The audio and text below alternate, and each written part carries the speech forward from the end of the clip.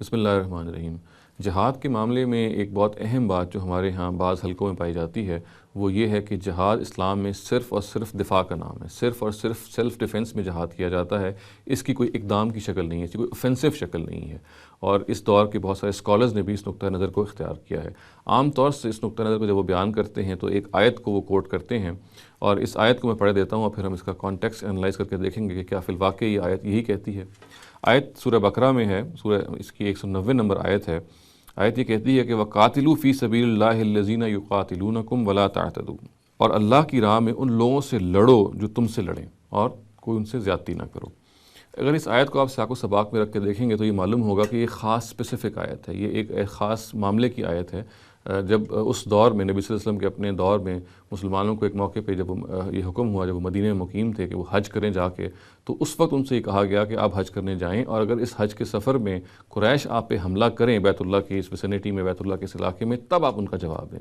گویا کہ یہ آیت ایک اسپیسیفک آیت ہے، اس کا یہ مطلب نہیں ہے کہ حملہ کیا جائے گا تو پھر آپ پہ حملہ ہوگا، بلکہ یہ بیت اللہ کے پاس جب حج کرنے مسلمان گئے تو اس موقع پہ ان کو کہا گیا کہ اگر قریش تلوار اٹھائیں تب تم نے تلوار اٹھانی ہے، پہل نہیں کرنی۔ گویا کہ یہ پہل نہ کرنے کا حکم ہے، یہ خاص سیاق میں دیا گیا ان مسلمانوں کو جو اس موقع پہ حج کرنے گئے۔ اس آیت کا کوئی عمومی اطلاق نہیں ہو سکتا۔ چنانچہ آپ دیکھیے کہ یہ آیت اس سے ذرا آگے جب بڑھتے ہیں تو 192 نمبر آیت جو ہے وہ یہ کہتی ہے کہ وَلَا تُقَاتِلُوهُمْ عِنْدَ الْمَسْجِدِ الْحَرَامِ حَتَّى يُقَاتِلُوكُمْ فِيهِ فَإِنْ قَاتَلُوكُمْ فَاقْتُلُوهُمْ، اور مسجد حرام کے پاس تم ان سے پہل کر کے جنگ نہ کرو جب تک وہ تم سے خود جنگ نہ کریں، پھر اگر وہ جنگ چھیڑ دیں تو انہیں بغیر کسی تردد کے ان سے جنگ کرو۔ اس طرح کے منکروں کی یہی سزا ہے۔ چنانچہ یہ جو آیت ہے اس کے بارے میں ہم بالکل بلا خوف تردید یہ کہہ سکتے ہیں کہ خاص موقع کی، اس خاص سیاق کی آیت ہے۔ اس میں جو یہ کہا جا رہا ہے کہ جنگ میں پہل نہ کرو، تو یہ بیت اللہ میں جب مسلمان اس زمانے میں نبی صلی اللہ علیہ وسلم کے اپنے زمانے میں حج کرنے گئے تو ان کو کہا گیا کہ بیت اللہ کی سینکٹیٹی ایسی ہے، اس کا تقدس ایسا ہے کہ وہاں آپ جنگ کرنے میں پہل نہ کریں۔ اگر قریش آپ پہ تلوار اٹھائیں تو اس کے جواب میں پھر آپ کو اس کا جواب دینا چاہیے تلوار کے ساتھ۔ چنانچہ اس آیت کو ہم بالکل مخصوص طریقے پہ انٹرپریٹ کریں گے۔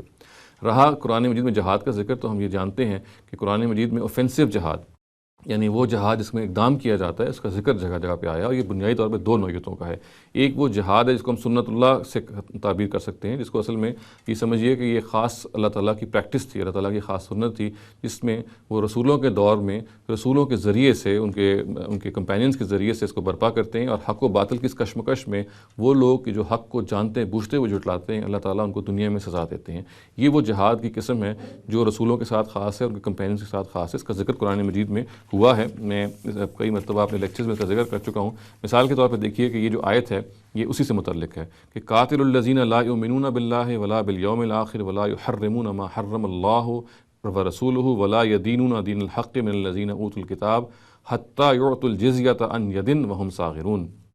ان اہل کتاب سے جنگ کرو جو نہ اللہ پہ ایمان رکھتے ہیں، نہ قیامت کے دن کو مانتے ہیں، نہ اللہ اور اس کے رسول نے جو کچھ حرام ٹھہرایا ہے اسے حرام ٹھہراتے ہیں، اور نہ دین حق کو اپنا دین بناتے ہیں۔ ان سے جنگ کرو یہاں تک کہ وہ مغلوب ہو کر جزیہ ادا کریں اور ماتحت بن کر زندگی بسر کریں۔ تو یہ ایک اقدام کی جہاد کی قسم ہے جو قرآن میں بیان ہوئی ہے۔ یہ بات میں عرض کر چکا ہوں کہ یہ بالکل ایک اسپیسیفک جہاد تھا، اس کا آج کے جہاد سے، آج کے مسلمانوں کی شریعت سے کوئی تعلق نہیں ہے۔ یہ نبی صلی اللہ علیہ وسلم کے اپنے زمانے اور ان کے صحابہ کے ساتھ خاص تھا۔ تاہم جہاد کی جو دوسری قسم ہے جو شریعت کا ایک ابدی حکم ہے، وہ بھی قرآن مجید میں بیان ہوئی ہے، اور اس کی روشنی میں کسی طرح سے نہیں کہا جا سکتا کہ جہاد صرف دفاع کے لیے ہے۔ وہ آیات جو بیان ہوئی ہیں وہ یہ بتاتی ہیں کہ جہاد قرآن مجید میں جو کہ عام مسلمان اب بھی کرتے ہیں، یا اب بھی جس کا جواز موجود ہے، وہ جہاد ہے کہ جو ظلم اور عدوان اور پرسیکیوشن اور مذہبی جبر کے خلاف کیا جا سکتا ہے۔ ظاہر ہے کرنے والی اسلامی ریاست ہی ہوگی، اور یہ تب کیا جائے گا جب ڈپلومیٹک ٹائز فیل ہو جائیں گی، مگر اس کا آج بھی جواز موجود ہے، آج بھی یہ باقی ہے، اور اس کا ذکر قرآن مجید میں ان الفاظ سے ہوا ہے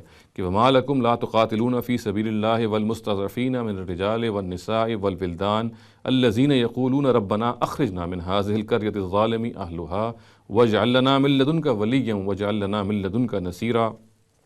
اور تمہیں کیا ہو گیا ہے کہ تم اللہ کی راہ میں اور ان بے بس مردوں اور عورتوں اور بچوں کے لیے نہیں لڑتے جو فریاد کر رہے ہیں کہ خدایا ہمیں ظالموں کی اس بستی سے نکال اور ہمارے لیے اپنے پاس سے ہمدرد پیدا کر، ہمارے لیے اپنے پاس سے مددگار پیدا کر۔ چنانچہ یہ آیت بتا رہی ہے صاف طور سے کہ یہ جہاد آج بھی کیا جائے گا اگر اس کا موقع آئے گا، اور اگر ان دونوں ہم جہاد کی قسموں کو انالائز کریں تو یہ بات بالکل اظہر من الشمس ہو جاتی ہے کہ یہ ایک غلط کنکلوژن ہے، یہ ایک غلط نوشن ہے جو ہمارے ہاں بعض لوگوں میں عام ہوتا جا رہا ہے کہ جہاد صرف اور صرف دفاع کے لیے ہے۔ میں نے جیسے کہ عرض کیا، جہاد کی دو قسمیں، اوفینسو جہاد کی دو قسمیں ہیں، ایک پیغمبروں کے ساتھ خاص تھا جو صحابہ کرام نے کیا اور ان کے ساتھ وہ ختم ہو گیا، اور ایک وہ جہاد ہے جو آج بھی ظلم و عدوان کے خلاف کیا جائے گا اگر اس کی نوبت آئے گی، اس کا موقع پیدا ہوگا۔